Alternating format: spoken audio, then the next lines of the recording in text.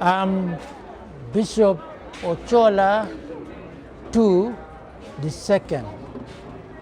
That is, Ochola II means a child born in circumstances of death. Somebody died in the village, and then when people are still in that mood of mourning and sorrow, a new life came in their midst, and that was me. So I become a child of hope. That is me. I am now the Diocese Bishop. I'm the retired Anglican Diocese Bishop of the Diocese of Kitgum. Now, take me back to this parking lot years ago when you got a crazy idea in your head that you were going to sleep there. What were you thinking?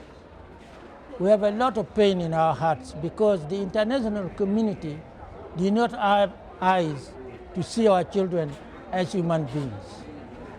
They call our children invisible children. And we said, no, our children are just like any other children in the world. They are human beings just like any other human beings all over the world. They cannot become invisible children.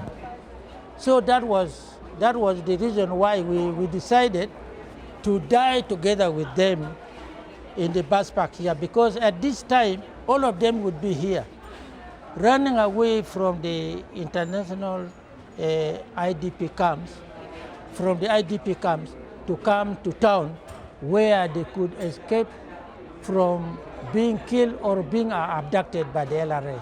So we decided, as actually religious leaders, peace initiative, to come and spend the night together with our children the way they used to spend the night here, using just a small papers like this to lie on. We also did the same. That's why we came and spent the night, four nights. And then the whole world was here. When we were here, that's the first night, there was a lot of shooting on this side. So they said, why should we risk our lives? We said, if you don't have protection for our children, why should you have protection for us? If the children are going to die, we are going to die with them. That's what we say. And that's why we came and spent the night here. Children all around the area were being abducted. Yes. Boys in particular. No, boys and girls. Yes. Why was that happening? What was it? What did the rebels gain from doing that? Exactly. These are rebels, our own children, who have turned rebels against their own people, because the people say, we cannot join the fight you are fighting without just cause. We cannot fight a government. The government that has come into power, even if by the barrel of the gun, we cannot go to fight them. So don't fight. Then they said, okay, if you are not going to accept our demand, we are going to kill you. So they come and kill the parents, take the girls, the children. They take the children because the mind of the children is not yet matured enough to say no to the rebel. So that is what they was doing. So we say, okay, now you have turned against us, you are killing our children, we are going to die with them here. Whether we are going to be killed by the government or by the rebel, let them come and kill us here. Now, so let's fast forward. As a result of the decision that you made to come here and sleep, eventually peace came as a result of that. Tell me about the work of the church and your work in making peace possible. About set the scene. I mean, now people are starting to come back. There's disputes over land. Reconciliation is needed. You know, it's almost like now the hard work begins. But tell me about that. That's sometimes overlooked in the story. Yeah. There was a woman from Gulu here who was married who was married to a man in the West. She was made a minister. They call resident minister in Gulu. This resident minister was called Honorable Betty Bigombe. Bigombe was from the West and Betty was from here, but she got married to that man. But she was made a minister of resident minister in Gulu to take care of the people here. So she was the one who actually, when I was not yet a bishop, I was the diocesan secretary of the Diocese of Northern Uganda. She initiated to have dialogue with the LRA. So she invited me to represent the church. So we used to go in the bush at night with her to talk to the rebels. And it was through her that Joseph Kony actually told our people that if it was not because of Betty, you would not be here by now. We respect her, and therefore we are going to stop using the gun to kill by putting the mouth of the gun down. No longer using the gun like this. So we are going to have no killing with the gun anymore. But unfortunately, the president came here when we were celebrating the anniversary visits of the Pope in northern Uganda. So as a president, he was asked to greet the people. He greeted the people all right, and he said, I have something to tell. He said, yes, you are the president, tell us. He said, I've given the LRA a 7-day ultimatum. If they don't come out within 7 days, we are going to flush them out by force. Within 3 days, LRA did 3 bad things, namely wanton killings everywhere in Ochola sub-region, and then rampant ambushes on all the roads leading out of towns. From Gulu here, you can't go this road 5 miles, on this road to Kampala, on this road to Nimule, on this road to Kitgum, on this road to Lira. You can't. They would kill you. And so many people lost their lives. And then the third thing they did was to abduct our children, innocent children, all over, in schools, in the villages, every day, like that. So we said, this is really something very bad for us. So we decided, first of all, to spend the night here, and then we told the government that if LRA is killing us, we are the ones who are dying. Our children are dying every day. Your military does not stop the LRA from killing our people. Why don't you talk to them? So we initiated the talk. The Juba peace talk came as a result of our intervention. When the government of South Sudan heard what we were doing here, then the prime minister, the president, Salva Kiir, and his vice president, Dr. Riek Machar, flew from Juba to Entebbe, to Kampala, and told Museveni, look, LRA has been a thorn in our foot in South Sudan, because they were also killing people in South Sudan. They have also been a thorn in your foot here. Why don't you talk to them? The president agreed, and he came to us. We said, yes, we can talk to the LRA. So that's why we went to Juba.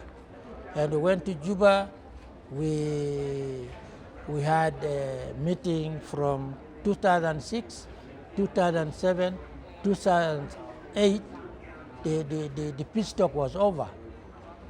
But the problem was that when we came back in 2007, the LRA killed their vice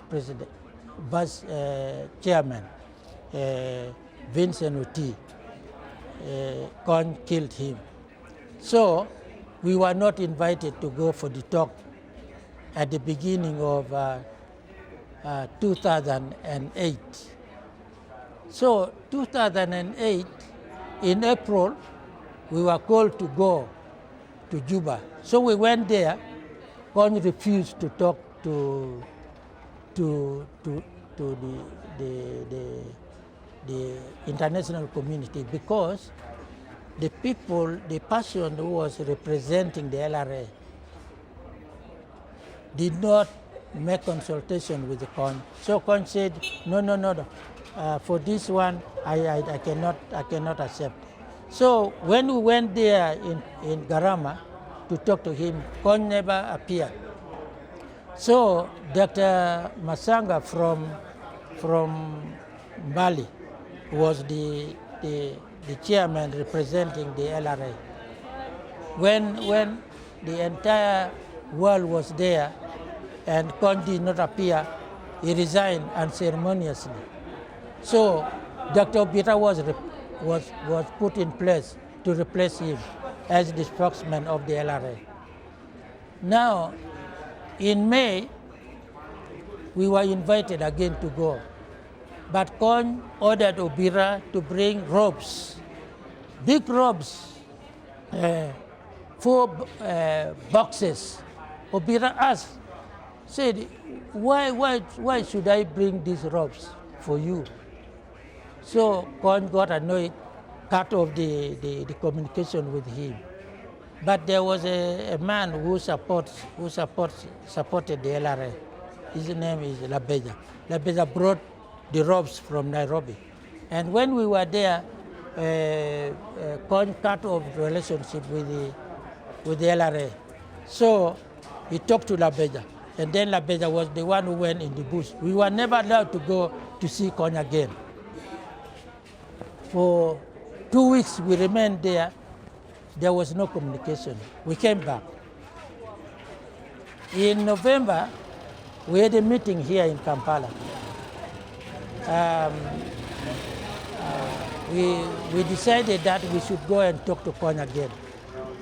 Unfortunately, I had an appointment in London with the Oxford University, so I didn't go. Archbishop and Kadi went, and Con told them that so long as the ICC has this ICC endorsement over them, they will not come out. They would rather prefer to die fighting in the bush than surrendering to the government. So, ask you about what role does URI play in the peace? Well, we were the role that we play we were what we call the bridge between the LRA and the government. We play to bring the two together. Remember, all these years they were fighting. The LRA has never, and the government of Uganda has never met. They have never met to face to see each other. But in 2004, when we invited Betty Bigombe to become the third party mediator, third party principal mediator, they met for the first time at Paloda in Palabek here. That if you go to the Archbishop Place, you will see still the photo taken that Vincent Oti, not Vincent Oti, Sam Kolo was representing the LRA, and Dr. Rugunda was the Minister of Internal Affairs representing the government in Uganda. They are in that photo. But when they met face to face like this,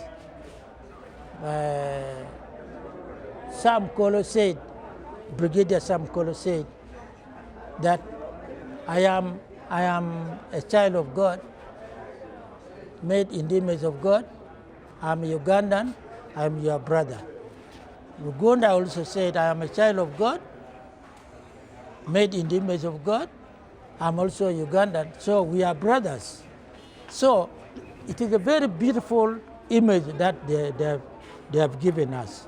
So it was, that would have ended the LRA war. But immediately we had that meeting. The following day, that was 28, the 29,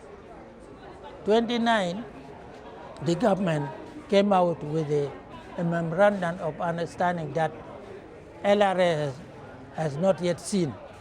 So on the 31st, we were asked to leave Gulu here to go to Kitgum, to go and sign the memorandum of understanding with the LRA. Sam Kolo said, no, I'm representing an organization. I cannot sign something that I have not yet seen. Give us 3 days, we will have a look at it, and then we sign it. But unfortunately, by midnight, government got annoyed with the LRA and attacked the position of Sam Kolo was talking peace with them, instead of attacking the position of Vincent Oti and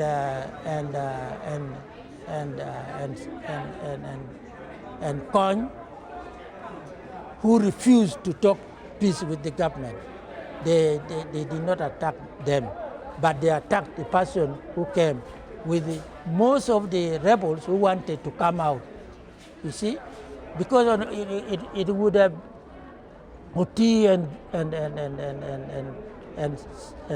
Kony would have remained, two of them. That would have been the end of the LRA. But the government did a very big mistake that they attacked the position of Sam Kolo. So when Sam Kolo was attacked, Sam Kolo was rescued by Betty Bigome, who was talking peace. He appealed to the UPDF to rescue, because Oti and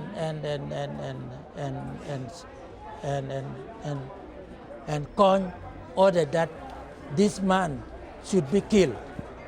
They sent Oti to kill him. So he was rescued by he came alone like this, instead of all of them coming out. He came alone. So for us, acting as the bridge between the two, we were able to help Oti, Vincent, to help Sam Kolo to come alive. That was our role.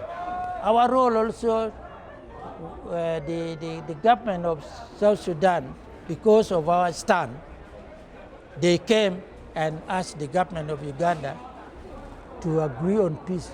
When the moment the government, the president said yes, we knelt down and praised God, because they came back to us. That was our position, that, you see, you will not have peace if you don't have mercy, forgiveness, and reconciliation. There's no forgiveness without reconciliation. There's no peace without forgiveness. That's what we told the government. The president was with us, but there were some hardliners in the army as well as in government who never agreed with the president at all to talk to the rebels who are known as murderers. Those are like the snake that kills people. So you cannot talk to them. But we were able, the Ochola religious leaders stood together with the community, stood together with our children who are the victims of circumstances. We told the parents, don't reject the children. If they are coming, running through the community, accept them. So we appointed peace committee in every sub-county throughout Ochola land. The peace committee of 9 people, women, youth, and men, all together, so that when those people come out, the people must not kill them. So they listen to us here in Acholi, in Lao, in Teso, and in Madi. No child was killed. Whenever a child ran through the community would bring to the army, or to the police, or to the church. That was our role. That is great. Thank you very much.